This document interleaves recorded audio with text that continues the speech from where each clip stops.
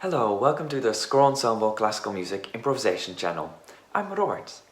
In this video I want to talk about three elements that help me to learn to improvise and how you can find and use these yourself. And those elements are other musicians, a notebook and improvisation resources.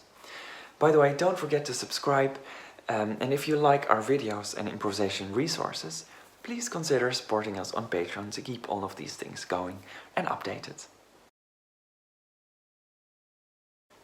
So when I was younger, I always improvised by myself, be it singing in the bath or experimenting on the piano.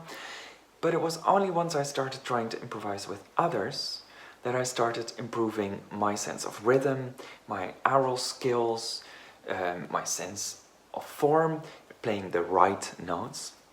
And I felt motivated to practice improvisation, and I think a great way of sticking with it is to find other people to improvise with.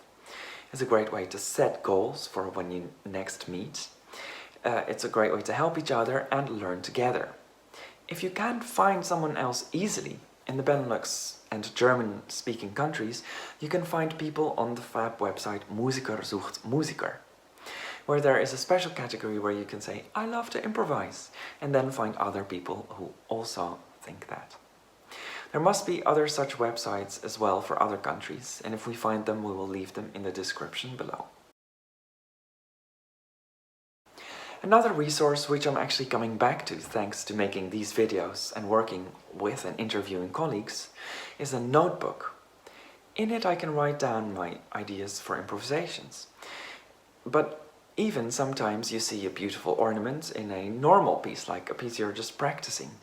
Or maybe you find a great melody or a catchy bass or a cool way in which the parts interact with each other. Or maybe I learn a new technique, or I hear about a great video or a book, and it's great to collect all of that in one place. Furthermore, you can plan how you will practice and improve your improvisation. You can reflect and remember ideas, and then have more fun learning.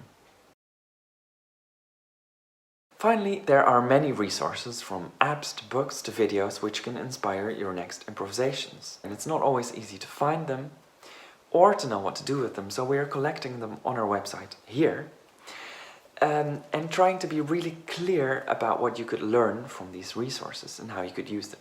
So an important step for me in learning improvisation was to choose a topic that really interested me.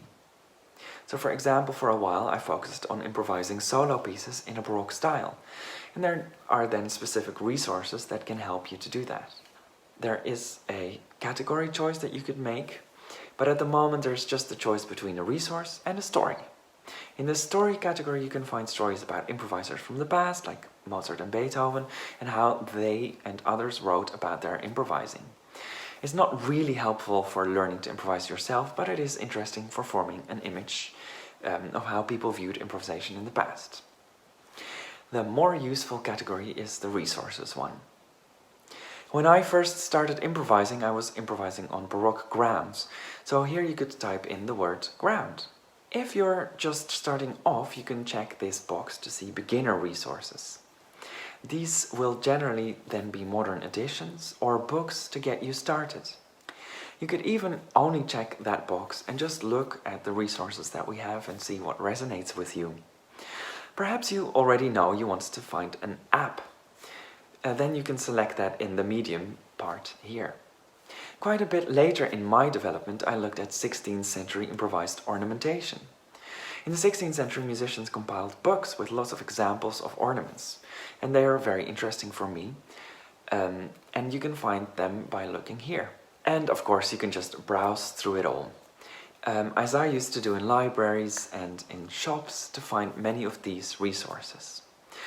You can change the way you see the listing here. Finally, there is an option to review the resources, and this way you can see or let other people know that a certain resource is very helpful. Feel free to write to us with your own resources or resources that you found very helpful and maybe aren't in our database yet. We love hearing from you, and we are still learning ourselves as well. So also, if you have ideas about how to organize, or if there are categories or parameters missing, please let us know. See you next week.